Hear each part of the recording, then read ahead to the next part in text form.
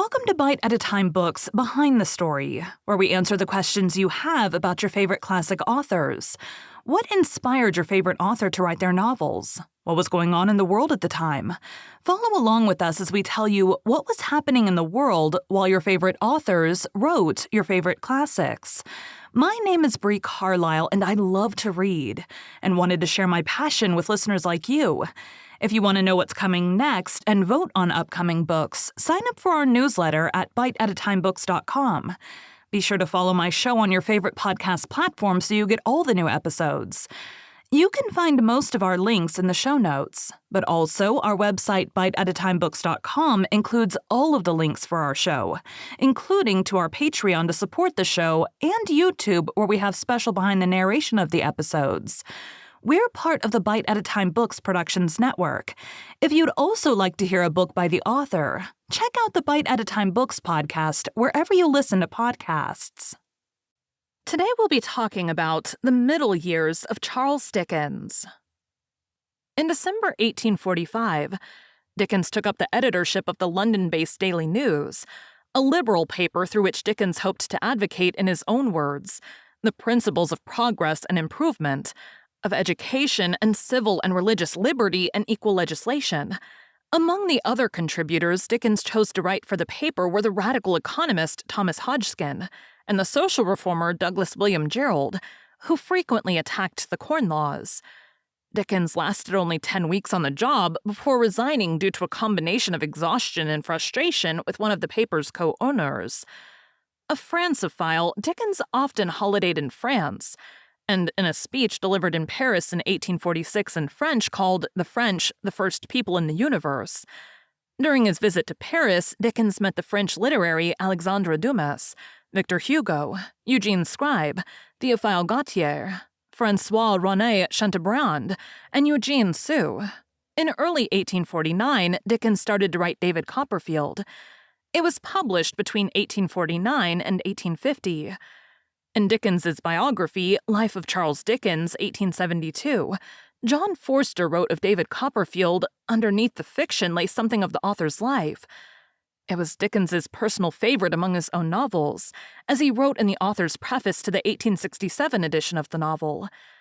In late November 1851, Dickens moved into Tavistock House, where he wrote Bleak House, 1852-53, Hard Times, 1854, and Little Dorrit, 1856. It was here that he indulged in the amateur theatricals described in Forster's Life of Charles Dickens. During this period, he worked closely with the novelist and playwright Wilkie Collins. In 1856, his income from writing allowed him to buy Gad's Hill Place in Higham, Kent. As a child, Dickens had walked past the house and dreamed of living in it. The area was also the scene of some of the events of Shakespeare's Henry IV, Part 1, and this literary connection pleased him. During this time, Dickens was also the publisher, editor, and a major contributor to the journals Household Words, 1850 to 1859, and All the Year Round, 1858 to 1870. In 1854, at the behest of Sir John Franklin's widow, Lady Jane, Dickens viciously attacked Arctic explorer John Ray in Household Words for his report to the Admiralty based on interviews with local Inuit, that the members of Franklin's lost expedition had resorted to cannibalism. These attacks would later be expanded on its 1856 play, The Frozen Deep, which satirized Ray and the Inuit. 20th century archaeology work in King William Island later confirmed that the members of the Franklin expedition resorted to cannibalism. In 1855, when Dickens's good friend and liberal MP Austin Henry Layard formed an administrative reform association to demand significant reforms of Parliament, Dickens joined and volunteered his resources in support of Layard's cause. With the exception of Lord John Russell, who was the only leading politician in whom Dickens had any faith, and to whom he later dedicated A Tale of Two Cities, Dickens believed that the political aristocracy and their incompetence were the death of England. When he and Layard were accused of fomenting class conflict, Dickens replied that the classes were already in opposition, and the fault was with the aristocratic class.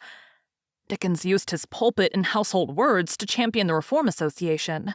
He also commented on foreign affairs, declaring his support for Giuseppe Garibaldi and Giuseppe Mazzini, helping raise funds for their campaigns and stating that a united Italy would be of vast importance to the peace of the world and would be a rock in Louis Napoleon's way, and that I feel for Italy almost as if I were an Italian born. Dickens also published dozens of writings in Household Words supporting vaccination, including multiple laudations for vaccine pioneer Edward Jenner. Following the Indian Mutiny of 1857, Dickens joined in the widespread criticism of the East India Company for its role in the event, but reserved his fury for Indians, wishing that he was the commander-in-chief in India, so that he would be able to do my utmost to exterminate the race upon whom the stain of the late cruelties rested. In 1857, Dickens hired professional actresses for The Frozen Deep, written by him and his protégé, Wilkie Collins. Dickens fell in love with one of the actresses, Ellen Ternan, and this passion was to last the rest of his life. In 1858, when Dickens was 45 and Ternan 18, divorce was nearly unthinkable for someone as famous as he was. After publicly accusing Catherine of not loving their children and suffering from a mental disorder, statements that disgusted his contemporaries, including Elizabeth Barrett Browning, Dickens attempted to have Catherine institutionalized. When this scheme failed, they separated. When Catherine left, never to see her husband again, she took with her one child, leaving the other children to be raised by her sister Georgina, who chose to stay at Gad's Hill. During this period, whilst pondering a project to give public readings for his own profit, Dickens was approached through a charitable appeal by Great Ormond Street Hospital to help it survive its first major financial crisis. His Dropping Buds essay in Household Words earlier on 3 April 1852 was considered by the hospital's founders to have been the catalyst for the hospital's success. Dickens, whose philanthropy was well known, was asked by his friend, the hospital's founder Charles West, to preside over the appeal, and he threw himself into the task heart and soul. Dickens's public reading secured sufficient funds for an endowment to put the hospital on sound financial footing. One reading on 9 February 1858 alone raised £3,000. After separating from Catherine, Dickens undertook a series of hugely popular and remunerative reading tours, which, together with his journalism, were to absorb most of his creative energies for the next decade, in which he was to write only 2 more novels. His first reading tour lasted from April 1858 to February 1859, consisted of 129 appearances in 49 towns throughout England, Scotland, and Ireland. Dickens's continued fascination with the theatrical world was written into the theater scenes in Nicholas Nickleby, but more importantly, he found an outlet in public readings. In 1866, he undertook a series of public readings in England and Scotland, with more the following year in England and Ireland. Other works soon followed, including A Tale of Two Cities, 1859, and Great Expectations, 1861, which were resounding successes. Set in London and Paris, A Tale of Two Cities is his best-known work of historical fiction, and includes the famous opening sentence which begins with, "It was the best of times, it was the worst of times." It is regularly cited as one of the best-selling novels of all time.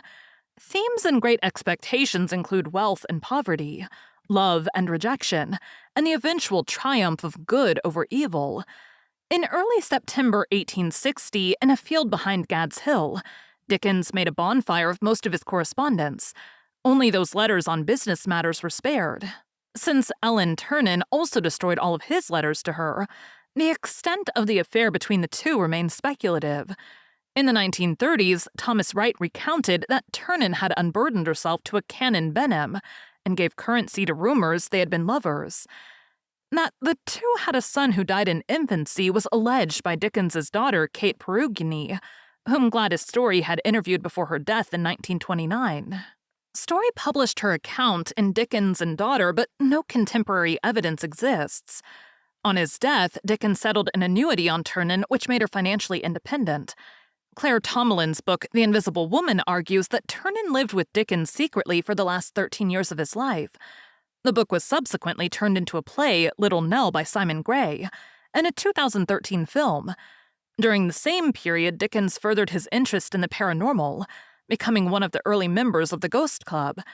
In June 1862, he was offered £10,000 for a reading tour of Australia. He was enthusiastic and even planned a travel book, The Uncommercial Traveler Upside Down, but ultimately decided against the tour. Two of his sons, Alfred Dorsey, Tennyson Dickens, and Edward Bulwer Lytton Dickens, migrated to Australia, Edward becoming a member of the Parliament of New South Wales as member of Wilcannia between 1889 and 1894. Thank you for joining Bite at a Time Books Behind the Story today, while we answered some of the questions you have about one of your favorite classic authors. Again, my name is Bree Carlile, and I hope you come back next time when we answer more questions about one of your favorite classic authors. Don't forget to sign up for our newsletter at biteatatimebooks.com. Check out the show notes or our website, biteatatimebooks.com, for the links for our show.